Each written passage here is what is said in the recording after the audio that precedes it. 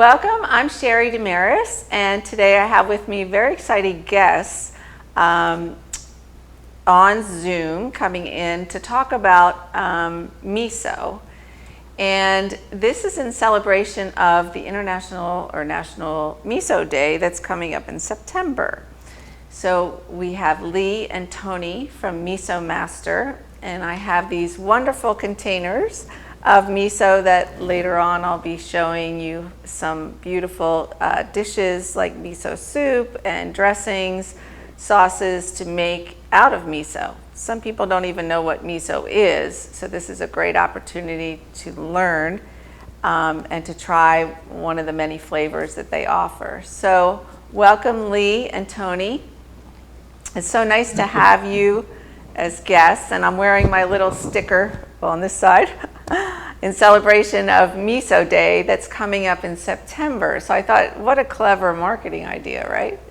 And they also have these wonderful pamphlets with recipes of all the different ways you can use miso, including barbecue sauce, and you can even put it on your pancakes, which is interesting.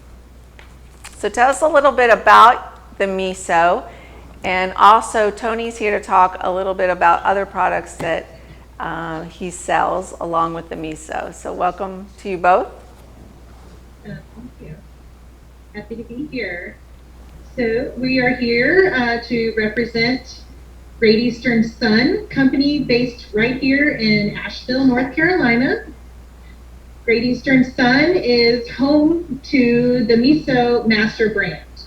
We are the top organic miso in the country. We have over 50% of the market share of all organic miso, and we've been around for 40 years. So we've been at this since 1979 and traditionally handcrafted right here in Western North Carolina. And we're not only the largest organic producer of miso in the country, but actually in the world, if you're considering traditional crafted tactics that we use.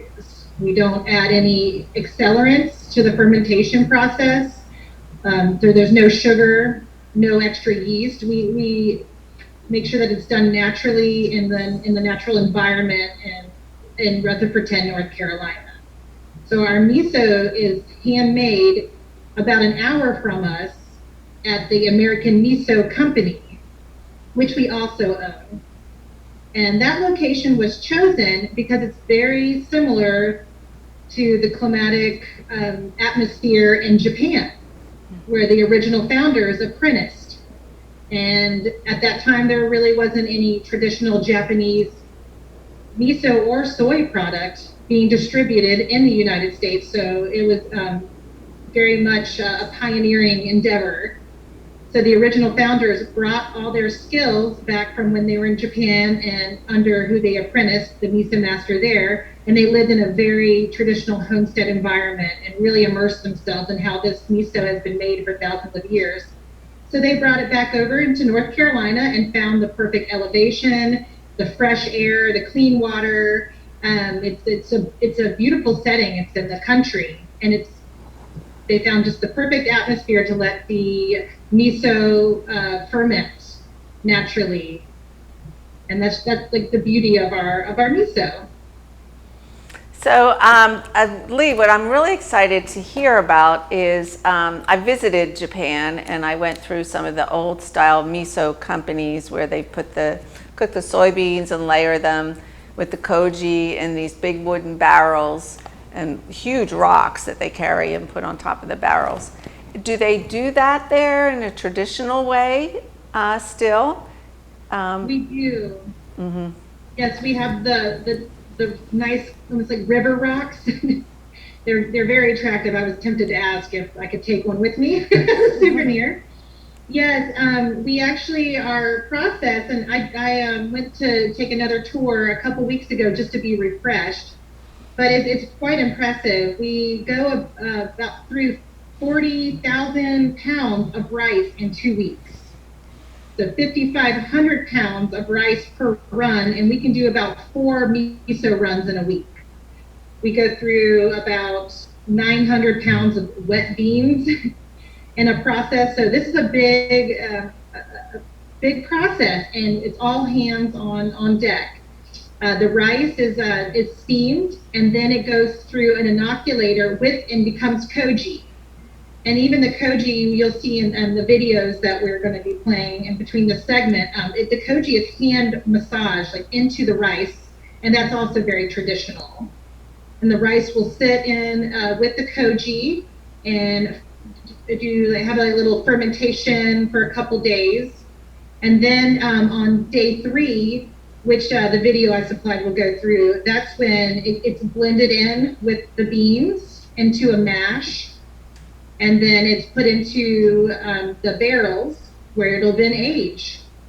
And our misos age anywhere from a month to 2 years, depending on the flavor profile.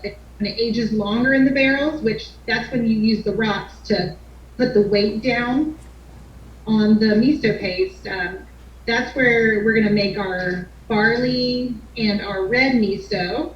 It gets that darker color. And this is the got that strong umami flavor. And then if you want to go for something maybe a little less salty, a little less intense and smooth, that's when you'll want the chickpea miso, which is also our soy-free miso paste.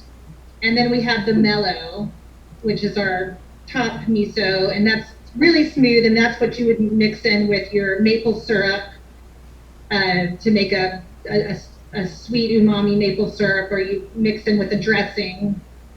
And oftentimes I like to cut the lesser aged, sweeter miso with the stronger, longer aged. Yes, and I'll be demonstrating some of that today in our next episode of cooking with these beautiful misos. What I love and appreciate about your company is they're so accessible. I mean, if you go into Whole Food stores or any natural food stores, they're so easy to find.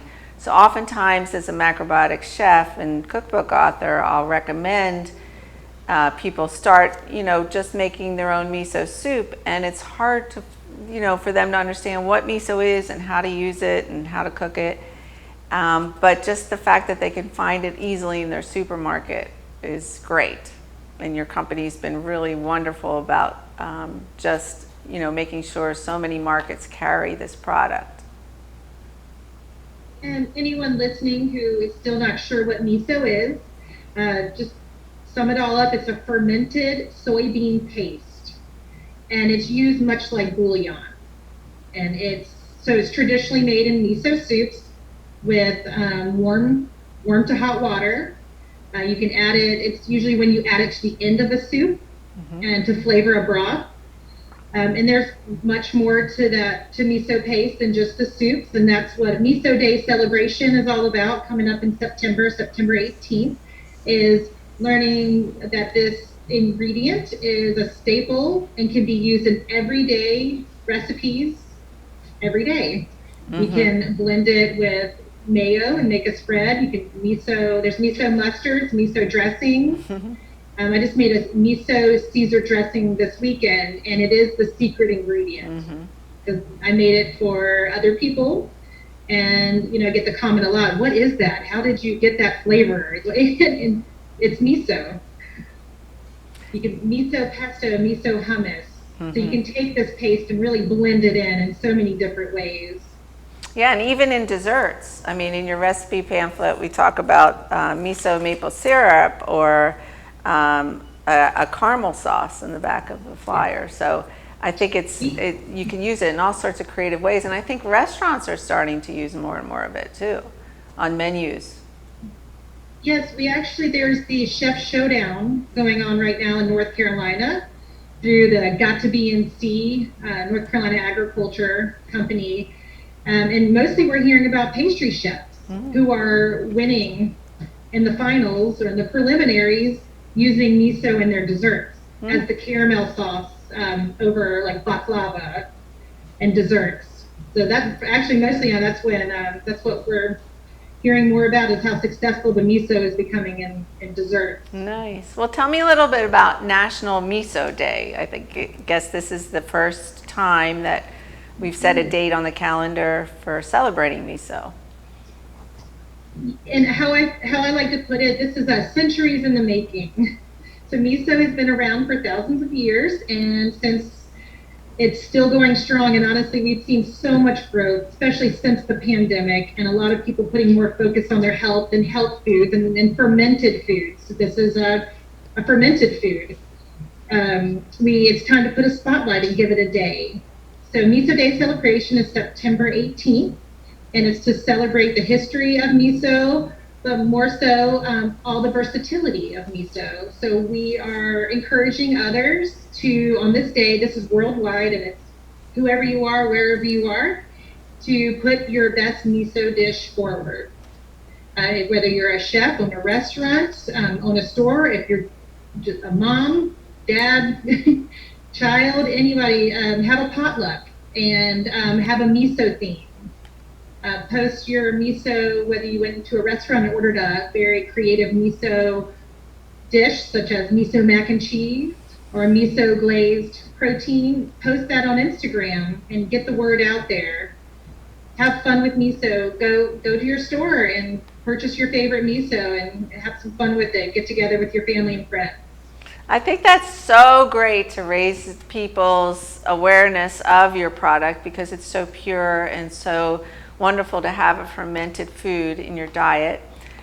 Tony, you want to tell me a little bit about how you help distribute the miso?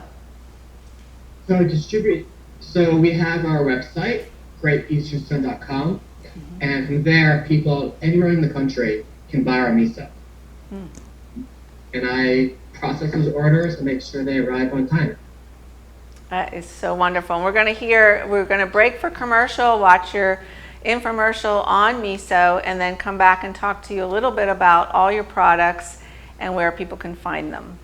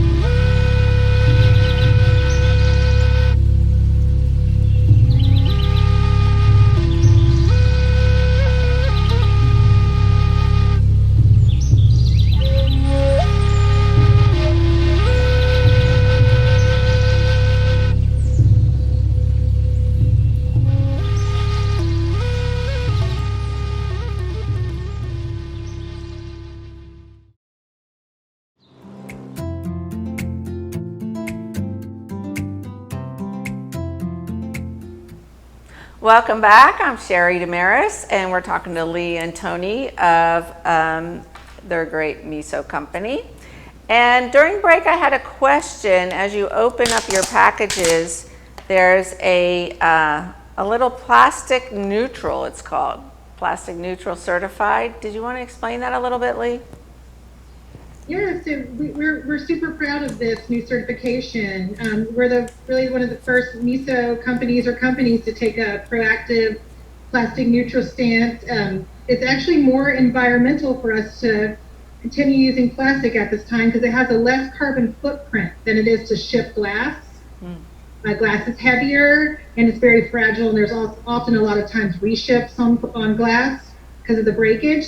So what we do is we weigh every container of plastic that we ship out, and then we pay that forward back to the repurpose company and to their cleanup efforts of plastic in the environment, especially in the ocean.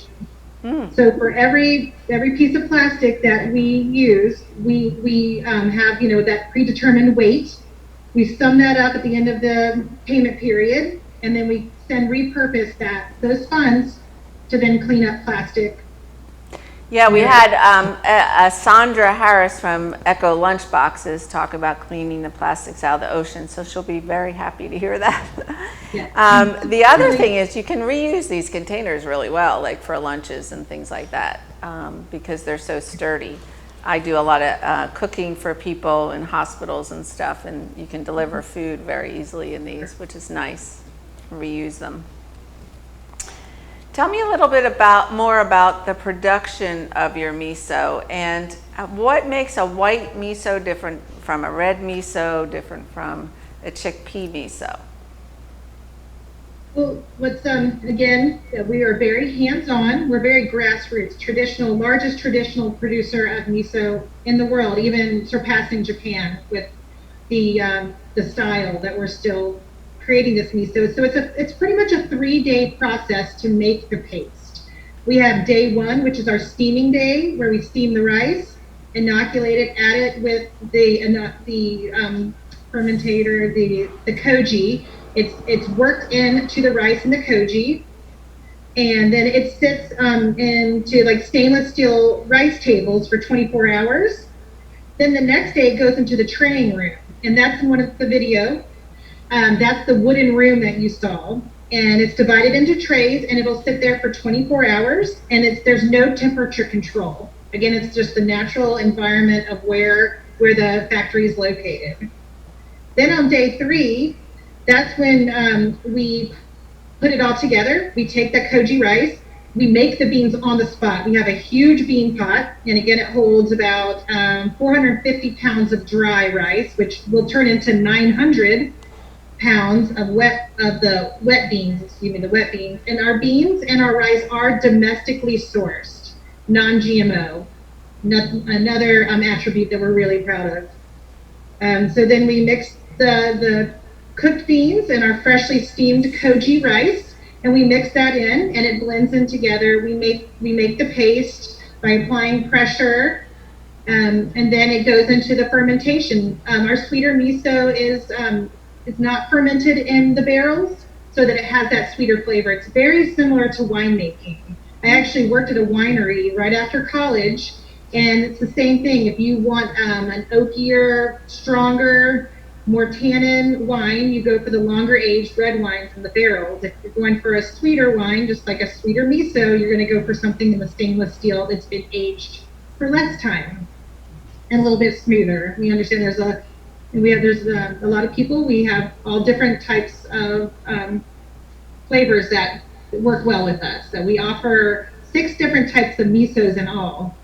So you're bound to find the one that works for you.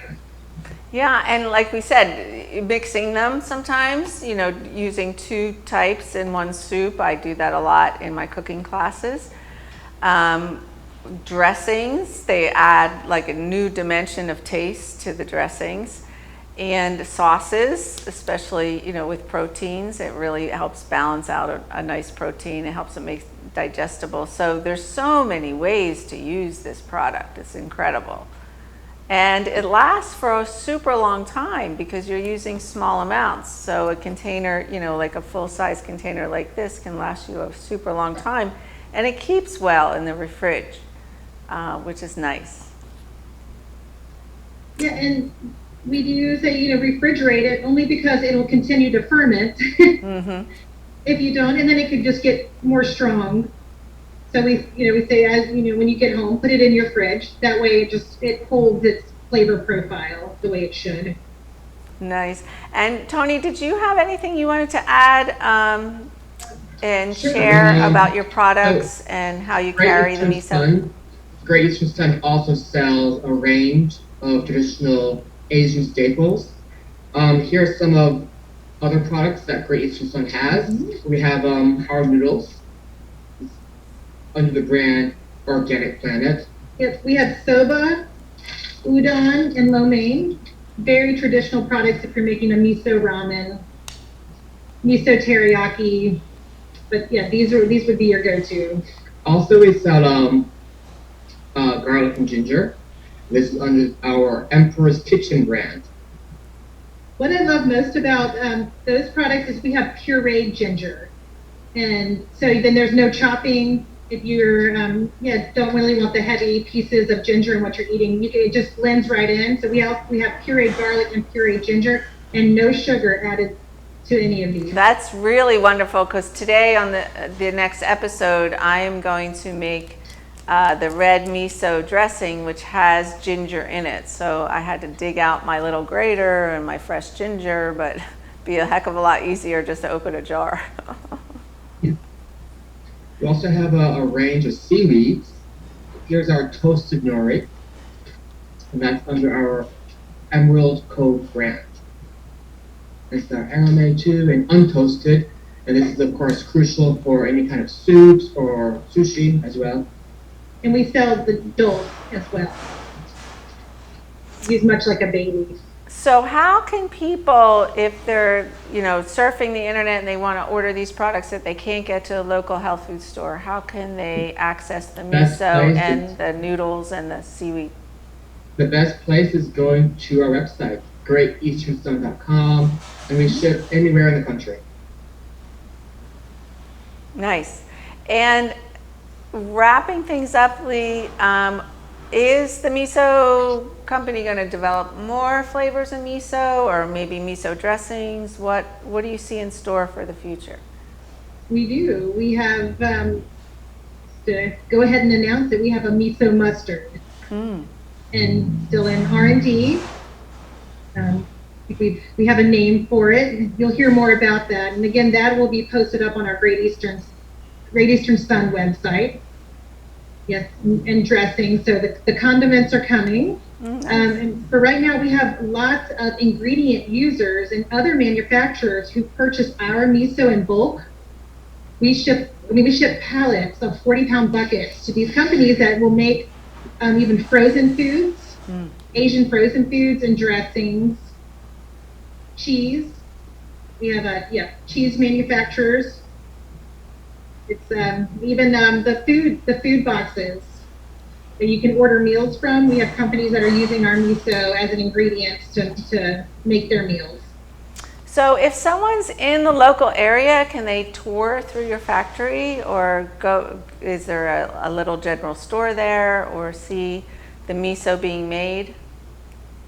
Yeah, they could reach out via email, and the contact information is on our website about scheduling that. And as many know, due to the pandemic, that wasn't an option, and now it's just reopened again. Nice. Yeah, so contact me. I am super excited because I'm going to go into the kitchen studio next and start making some recipes using all these great samples you sent me in the mail.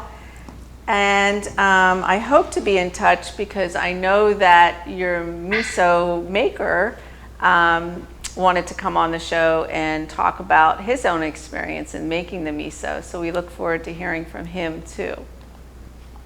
We'll be back. As we wrap up, is there anything else you'd like to share with the audience? I want to put the photo up again of the celebration of Miso Day so everyone remembers that date in September, and they can go into their kitchen and experiment a little bit with some different flavors of miso and recipes. Is there anything else you'd like to leave our viewers with today, Lee? Have fun. Get ready for Miso Day celebration September 18th. Go buy your favorite miso and make it in a new recipe you've never tried before, and see how much you love it, even more so. And purchase miso year-round, not just in the winter. And visit greateasternsun.com for all our products and more information. That's so wonderful. I so enjoyed having you both on the show. I'm going to visit the website and definitely send some of my cooking students over there to buy some products. And I'm so excited that you're actually carrying sea vegetables, Tony, because I know with the recent, ocean pollution problems, it's nice to get some really good, clean quality sea vegetables, and that's important to use in your miso soup as well. And also, just to quote, I love the dried shiitakes. They're so easy to use. You can break them apart in your hand and throw that in your miso soup. I'll be doing that as well on the show. Yes, the miso soup always needs some shiitake mushrooms in it, as well as some wakame seaweed. So it looks like they can pretty much buy all the ingredients from the website, which is nice, along with the miso if they want to try some of these recipes. And also we have peas as well. And all our products too are non-GMO and organic. So you really can't go wrong. Yeah, it's so important, especially when you're using soybeans, to make sure that they're non-GMO. And anyone going to our website for the first time, when you sign up for the newsletter, you'll get a $5 off coupon for your first order. Oh, that's exciting. That's great. And we have a recipes page. It's very extensive, and a lot of videos you can watch about our company and getting to know us more. That is so wonderful and so nice to see inside your company. Any other flavors of miso that you're thinking of down the pike? Not that I know of. I think we're pretty set. With the red Actually, and miso right now that even we're trying to meet the demand for. well, it's great that you supply restaurants as well, because I think it's Yeah. really important that restaurants start cooking with miso and use it in a variety of ways. Yeah, we're hearing a lot of the miso desserts, but also miso mac and cheese, miso Brussels sprouts, and miso glaze. Nice. A lot of that is being used in the restaurants or on the hot bar and you're in a grocery store. So for Miso Day celebration, we are reaching out to a lot of the food service and prepared foods, the delis inside the natural food stores, and working with them to have miso recipes available as a grab and go. And the nice thing I like, well, not boiling miso in miso soup I think is important, but when you're making a dressing or a glaze or whatever, it's fine to heat it up, correct? Yeah, I think it blends well when at least it's warm. I take it off the heat. I sauteed some veggies for some quiches I made this weekend, and so I took it off heat, let it cool down a little bit, and then added some of the mellow white miso to the veggies, and it really just softens and it blends very well that way without having to heat it. And damage any kind of the nutritional structure it has. Well, it's true with the darker colored misos, you don't want to simmer them as much as the white. That was my understanding. Yeah, they just, again, once it gets into a warm environment, it just kind of dissolves. And it thickens. It gives your meals a substance, an extra substance to it. And that umami flavor, which is just huge. This is the umami ingredient. Yeah, it gives a different dimension to the flavors of your dish. And replace Parmesan cheese in dairy recipes, such as Caesar dressings or pesto. You can then use this to get that sharp, salty, hearty flavor without the cheese. One of my macrobiotic teachers had taught me to roast almonds coated with white miso and then blend them, and it's like Parmesan cheese. Yes. That's another education we've sent out to restaurants about what they can do with miso. And an appetizer at a bar, you can actually make mocktails or cocktails with the miso. Oh, wow. And then offering the miso glazed nuts along with it as a side. Oh, that's so nice. Well, thanks again, Lee and Tony, for sharing all the wonderful information about the miso. And I can't wait to celebrate Miso Day and show you some wonderful dishes to make out of these great flavors. And keep up the great work, and I hope a lot of viewers will visit your website. So thanks for joining me on the show today. Thank you. It was so nice to see inside your company. And I look forward to seeing you again on the show and talking more about how miso is made, because it's such an important ingredient for all of us at this time. So join us again. Make sure to join us again for another episode of Macro Magic.